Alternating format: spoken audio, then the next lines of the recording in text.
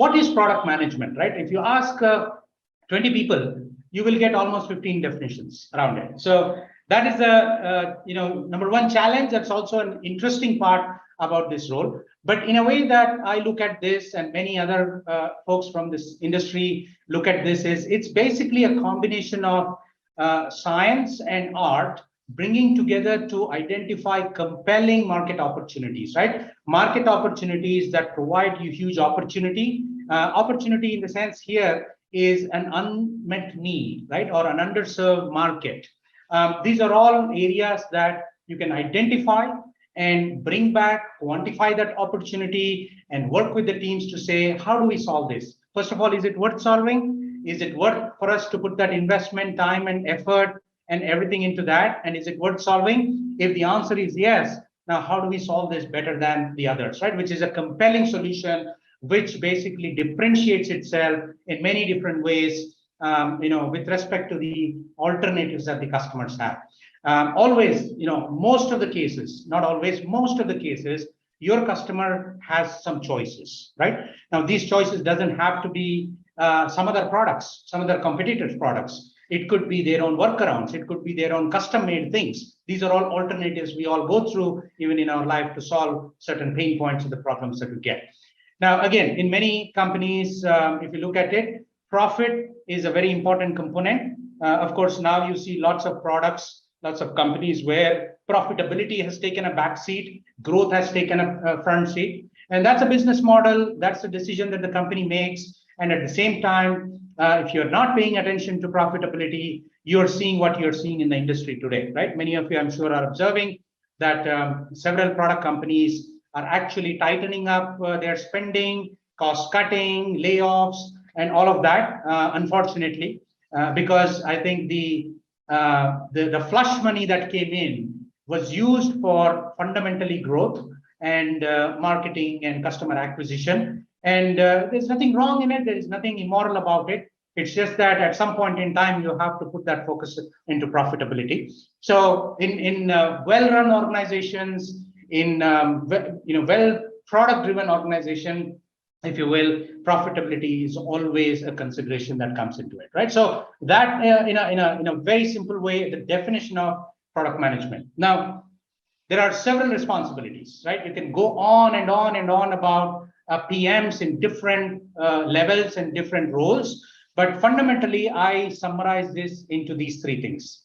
A lot of time when you work in product development or engineering or anything, the focus is always building the product right? Which is, let's make sure that what we needed to build, we are building it properly, we're building it with quality, we are building it on time, we're building it in budget, and making sure the customer gets what we told them that they will get, right? But there is a big process and there is a big activity that happens before that, which is building the right product, right? And now this is where lots of time, especially in India, a lot of product managers are spending. And I'll come about explaining what those activities are and what kind of competencies are needed. But fundamentally focusing on customers, understanding who they are, understanding their pain points and unmet needs, and bringing them back and deciding what to do with it, right? Now, assuming that you go through that and your team is building the product, or even sometimes before you build the product, you need to find the right champions to support you in this cause, because there are lots of key stakeholders here, right, who need to come together, invest their team's time and effort and money into making this product. And one of the situations that I was in, when I was in Oracle, is we had this product that was built for a certain group of people, certain customer segment, and for a certain set of use cases.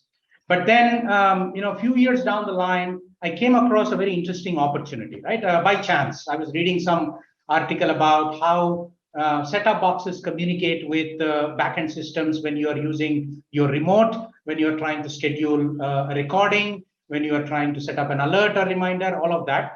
And that kind of brought, some ideas in my mind. And of course, I took those ideas to my product team and they said, oh, that's a very interesting idea, but who's going to take it to market, right? So I had to spend a lot of time with sales, trying to help them, educate them, create awareness. Can you guys go and validate if there is a need here? Can you guys go and validate if this is a problem that we can solve? Now, often the response from sales is very tactical, right? Which means, look, we have a certain territory, we have a certain targets, and we have certain products to sell, and that's what we are going to focus on. But if you are telling us a new market, new application, new use case for these products, maybe we should set up a new team, right? Now, I went back to the sales leadership, and sales leadership asked for forecasting, financials, and all of that, which is fine, but they're still on paper, right? So, I had to find a couple of champions within the sales team and make friends with them and go to customers whenever they are going and help them understand the use case. And it took a long time, but eventually within 3 years, we were able to take the same product and put it into a different market or customer segment, all because that you're able to find the right champions in different functional teams and influence them, convince them, or at least, let them give you a choice or a chance to go and try that out, right? So that's really, really critical from a product management perspective. And the third one, of course, is, how does this impact the business? Are we working on a hobby? Are we working on a niche market? Or is the opportunity big enough? When you say big enough, how do we quantify that, right? In terms of dollars, in terms of, forecasting 1 year, 3 year, 5 year, some of these things. Right? Now, obviously, all of these things are not absolutely required right away for every product manager, right? I think it's important to recognize that. Don't get intimidated by it. These will become important at different stages.